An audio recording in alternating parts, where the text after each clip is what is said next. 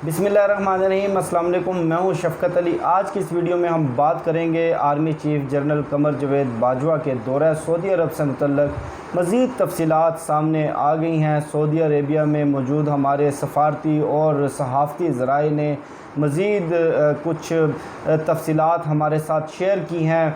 Saudi Arabia ने पाकिस्तान को बराह रास्त धमकियाँ देना शुरू कर दी हैं और कौन से वो 4 हैरान कुन मुतालबात, आज सुबह तक वो मुतालबात सिर्फ 2 थे, लेकिन जब जनरल कमर जावेद बाजवा की कुछ देर कबल सऊदी अरेबिया के आर्मी चीफ़ और इंटेलिजेंस चीफ़ से मुलाकात हुई, उस मुलाकात में तफसीलन खित्ते की सूरत हाल, पाक सऊदीया ताल्लुकात और मशरिक़ वुस्ता के अंदर ताकत के बदलते हुए तवाज़न पर जब बात की गई तो सऊदी अरेबिया की जानिब से 4 साफ़ और वाज़ेह मुतालबात पाकिस्तान के सामने रखे गए।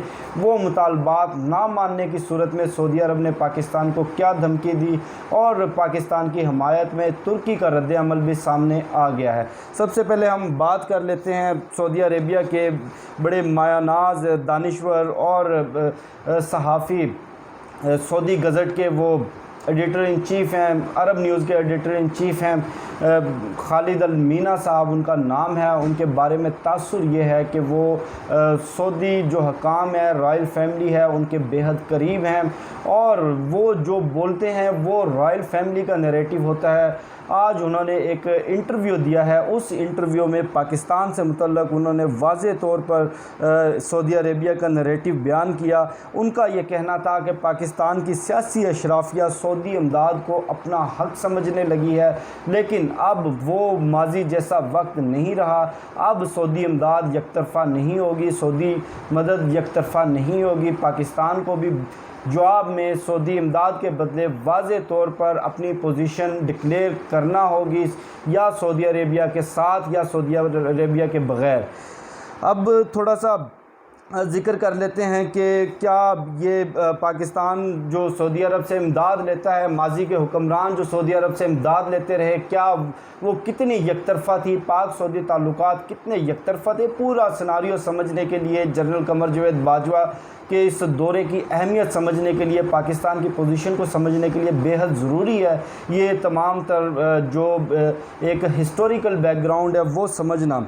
1967 की अरब इज़राइल जंग में पाकिस्तानी पायलट्स अरब इत्तेहाद के जहाज़ उड़ाते रहे, जबकि पाकिस्तान बराह रास्त कोई तनाज़ा नहीं था हमारा इज़राइल के साथ। उस जंग में हम बराह रास्त फ़रीक नहीं थे, हमारा इज़राइल के साथ कोई सियासी या कोई सरहदी तनाज़ा नहीं, सिर्फ़ और सिर्फ हमारा आइडियालॉजिकल क्लैश है, हमारा कानूनी एक इसराइल के ख़िलाफ़, इसराइल की पोजीशन के ख़िलाफ़ हमारा कानूनी नैरेटिव है।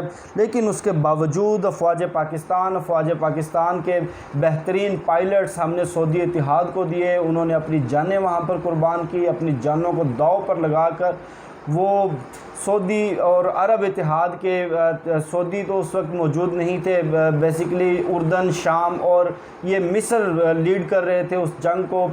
पाकिस्तान के पायलट्स ने ना सिर्फ इस्राएली जहाज़ तबाह किए बल्कि अपना खून बहाकर शहादतें भी दी। उसके बाद ईरान इराक जंग में पहली मरतबा पाकिस्तान के फ़ौजी दस्ते सऊदी सरज़मीन के ऊपर तैनात किए गए, इस खदशे से कि कोई फ़रीक इराक़ या ईरान इश्तियाल में आकर, अग्रेशन में आकर सऊदी अरब पर हमला ना कर दे, सऊदी अरब की सालमियत को कोई नुकसान ना हो। उसके बाद इराक़ और कुवैत जंग में दस्तों की तादाद बढ़ाकर 20,000 तक कर दी गई।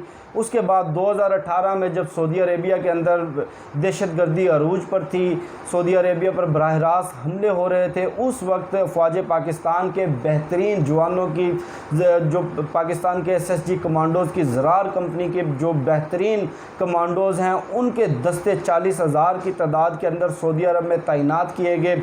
अब जो 4 वाज़ेह मुतालबात सामने आए हैं सऊदीया की जानिब से, जो पाकिस्तान के लिए किसी सूरत भी काबिल कबूल नहीं है, पाकिस्तान किसी सूरत भी अपनी सालमियत को, बल्कि ये मुतालबात सालमियत को दाव पर ही लगाने के मुतरादिफ हैं। सबसे पहला मुतालबा कहते हैं जनाब, ये मोहम्मद बिन सलमान ने کہلوایا ہے اپنے آرمی چیف اور انٹیلیجنس چیف کے ذریعے کہ پاکستان ایران کے ساتھ تعلقات کو ایک حد سے آگے نہ بڑھنے دے۔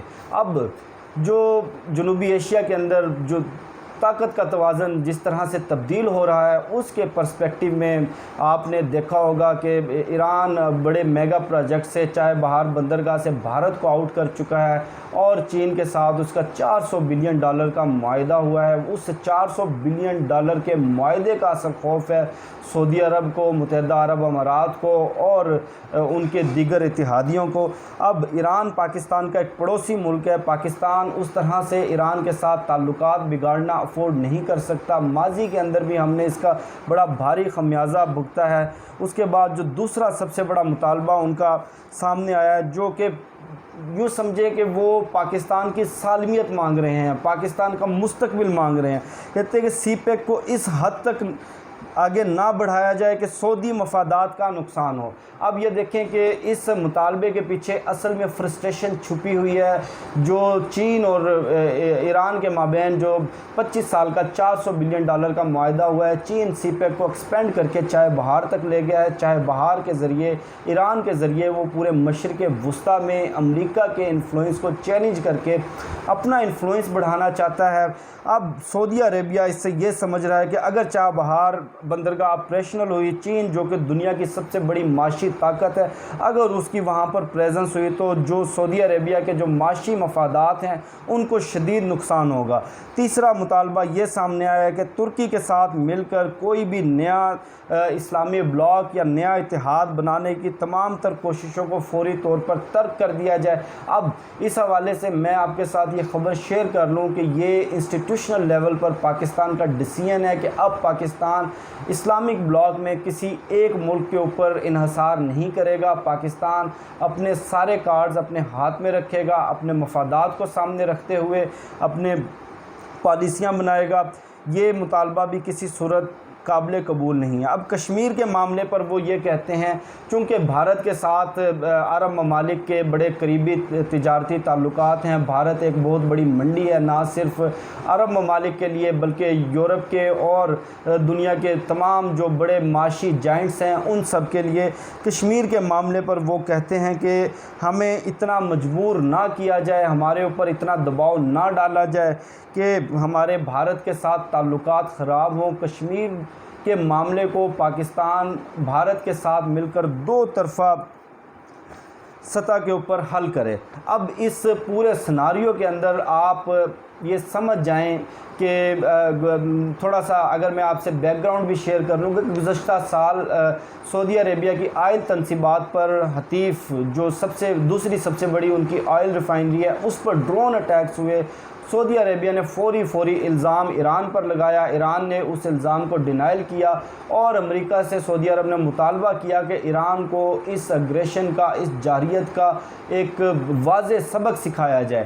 لیکن چونکہ امریکہ ایک جانب جنوبی ایشیا میں افغانستان میں پھنسا ہوا ہے، دوسری جانب سیریا کے اندر امریکہ کو کامیابی نہیں ملی، تیسری جانب عراق کے اندر بھی حالات اس کے کنٹرول سے باہر ہو رہے تھے اور امریکہ اپنی کمزور ہوتی ہوئی پوزیشن کو مد نظر رکھتے ہوئے ایران کے خلاف اس وقت کوئی واضح کارروائی نہ کر سکا، جس کے بعد سعودی جو قیادت ہے ان کے دل میں یہ خوف پیدا ہوا، ان کے دل میں یہ بد اعتمادی پیدا ہوئی کہ ایران جس طرح سے خطے میں ایکسپینڈ کر رہا ہے، اپنا اثر و رسوخ بڑھا رہا ہے اور جس طرح ہمارے ملک کے اوپر براہ راست حملہ ہوا، ہماری دوسری بڑی آئل ریفائنری کو تباہ کیا، جس سے سعودی عربیہ کی آئل پروڈکشن 40% تک فوری معطل ہو گئی، رک گئی۔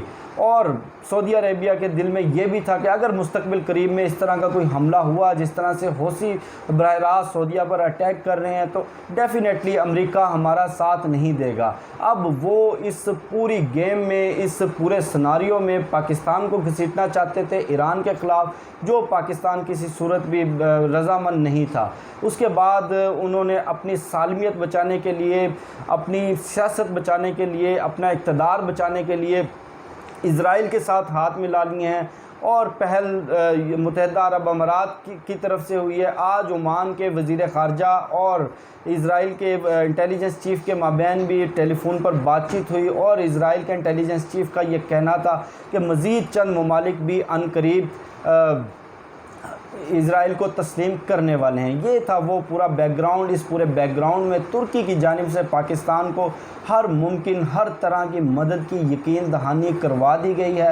ترک قیادت کی جانب سے واضح طور پر پاکستان کو یہ پیغام بھجوا دیا گیا ہے کہ پاکستان کو گھبرانے کی ضرورت نہیں، ہم پاکستان کے ساتھ کھڑے ہیں۔ اگر سعودی عربیہ کسی بھی طرح کا کوئی ایک اگریسو اسٹیپ لیتا ہے تو ترکی پاکستان کو تنہا نہیں چھوڑے گا، ترکی پاکستان کو کمپنسیٹ کرے گا، چاہے وہ امداد کا معاملہ ہو، چاہے براہ راست پاکستان کی معیشت کو سہارا دینے کا معاملہ ہو، چاہے پاکستان کی سالمیت کا معاملہ ہو یا کشمیر کا معاملہ ہو۔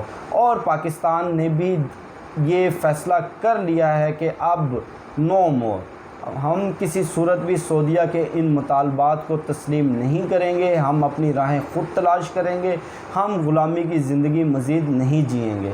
مجھے شفقت علی کو دیجیے اجازت، انشاءاللہ آپ سے پھر نیکسٹ ویڈیو میں ملاقات ہوگی، تب تک کے لیے اللہ حافظ۔